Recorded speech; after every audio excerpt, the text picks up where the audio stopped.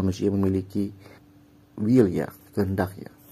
Tapi kehendak manusia tidak akan pernah berlawanan atau menggagalkan kehendak Allah. Sekali lagi ya, kehendak manusia tidak akan menggagalkan, menghalangi, ataupun membuat kehendak Allah berubah mengikuti kehendak manusia.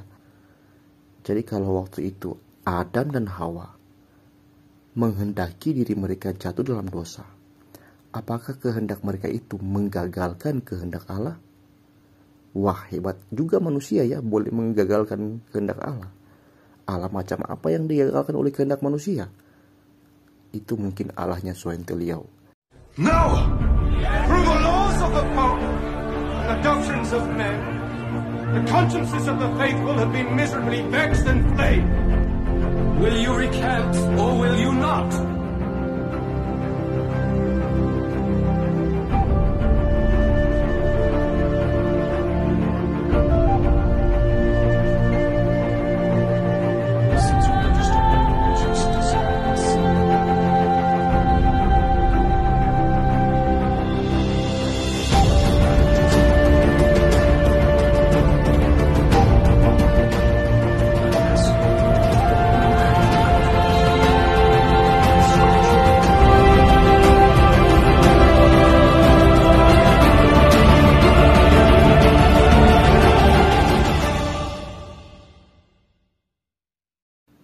Halo guys, coba kalian lihat deh. Ini ada sebuah gambar yang gua temukan di Facebook ya, dari akun teman gua, Averlin, dimana dia memberikan status begini: dua postingan dokter ini sangat tidak bisa dipertanggungjawabkan. Moga Pak Marudutua Sianturi bisa membantu beliau. Saya tertarik dengan gambar yang diberikan, itu dari Suhentoliau ya. Ini sebuah status kayaknya dengan gambar seperti ini. Coba kalian lihat.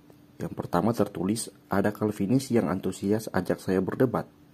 Saya katakan padanya, tak perlu debat dengan saya, cukup debat dengan akal sehat Anda sendiri saja. Calvinisme itu definisi, akhirnya Tuhan itu penjahat. Itu gambar yang pertama. Gambar yang kedua, kata bapak ini, jumlah orang yang masuk surga sudah ditetapkan. Sudah Tuhan pilih secara tanpa syarat atau unconditional ya. Sejak kekekalan ya penetapan itu, bahkan segala sesuatu sudah Tuhan tetapkan, termasuk kejatuhan Adam, dan Tuhan senang saat Adam jatuh. Lalu pengikutnya yang tak pernah baca bukunya berkata bahwa saya fitnah dia. Nah itu bukunya, silakan baca sendiri. Anda setuju dengannya? Saya tidak. Begini ya teman-teman. Jadi saya nggak kenal juga sebenarnya siapa nih Suhentoliau ini. Dia mengkritisi Calvin ya, khususnya ajarannya tentang unconditional election, pemilihan tanpa syarat, unconditional ya. Dan itu sejak kekekalan ya. Memang secara garis besar ya Calvin mengajarkan hal itu. Tapi coba kalian pikir deh, apa yang salah coba? Yang salah adalah Suhentoliau ini. Lucu nggak? Dia Allah loh. Allah, dia maha segala maha gitu. Lucu nggak kalau dia ciptain manusia, kemudian jatuh dalam dosa dan dia kayak kaget gitu. Wah, jatuh ya. Aku kok nggak berkuasa untuk supaya manusia ini tidak jatuh ya.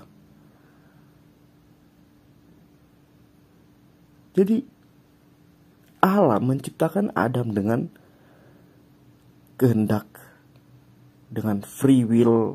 Ya sebenarnya kalau kita melihat ya, karena segala sesuatu ada dalam penetapan Allah, sebenarnya manusia berjalan dalam kehendak Allah, dalam segala konsekuensinya. Tapi tidak menutup kemungkinan bahwa manusia juga memiliki hati yang bisa dikatakan dia menyadari keberadaannya dan menyadari apa yang dia lakukan tanpa dikendalikan oleh Allah itu sendiri ya. Allah tidak bekerja secara mekanisme, tidak. Tapi penetapannya dan apa yang dia kehendaki, manusia pasti akan berjalan ke arah itu. Jadi kalau ada Allah yang sebenarnya kaget dengan apa yang terjadi ya, menggantungkan keadaan dunia pada bagaimana manusia memilih, saya kira itu Allah yang bukan Allah gitu. Tapi Allah yang sejati, Allah yang tak terbatas ruang dan waktu, Allah yang tidak dibatasi oleh masa lalu, oleh masa kini, bahkan masa depan. Allah yang ya kita tahulah dia mengatur segala sesuatu dengan rancangannya yang indah. Maka saudara-saudara, kalau kita mau percaya dengan pemikiran dari Suharto Liau ini, kita hanya akan punya kesimpulan bahwa berarti ketika penulis kitab Amsal mengatakan bahwa orang fasik sudah ditetapkan untuk hari kecelak, untuk hari malapetaka, ya berarti itu keliru dong. Ya kan nggak bisa begitu kan. Lalu apa maksud dari Roh Kudus yang mengaruniakan pengetahuan kepada Salomo untuk menuliskan kalimat itu dalam Amsalnya? Kita mau tafsir bagaimana? Kalimatnya jelas bahwa orang fasik dibuat untuk hari malapetaka. Terdengar kejam, ya itu faktanya. Jadi kamu pikir bahwa ketika Allah melakukan sesuatu yang menurut kamu jahat, itu jahat ya, Suharto? Karena enggak. Kalau Tuhan menetapkan A dan B, lalu menurut kamu yang B salah, lalu Tuhan jadi salah begitu. Yang B jahat, lalu Tuhan jadi jahat. Kamu siapa, Suharto Liau? Kamu hanyalah segelintir, hanyalah seorang manusia yang sebentar lagi mati juga kan. Ya kita semua kan mati kan.